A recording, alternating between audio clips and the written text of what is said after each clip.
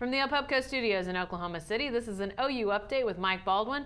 I'm Jenni Carlson. Mike, it's NFL Draft Week and lots of questions out there, but let's start and talk about Ryan Broyles. Wide receiver, no question about how good he was for the Sooners, but where's he going to go in the NFL Draft?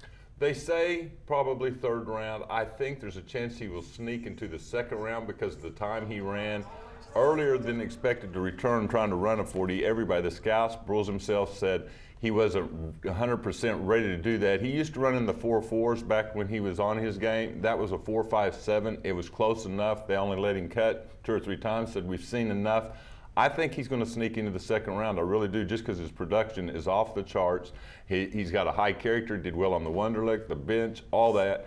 He's supposed to go in the third. I'm predicting there'll be a surprise and go in the second, maybe to the Dallas Cowboys. Interesting, interesting. Where does he fit offensively in the NFL? He's a little bit undersized.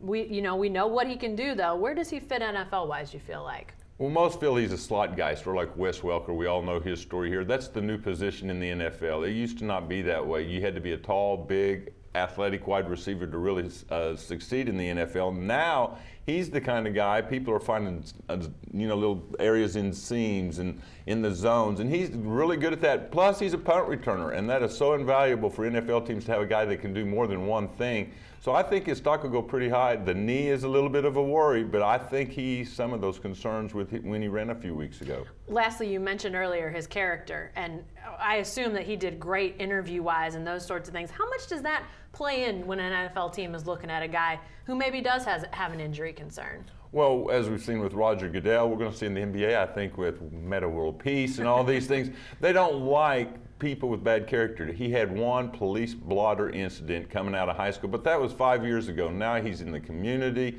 He's one of the team leaders and all those things. I think that came across with most NFL executives when he was in Indianapolis in February, and I think that will help his stocks. Those are the kind of guys they want on their football team. It sure doesn't hurt your cause, which it does for some guys, and it will help his cause. All right, thanks, Mike.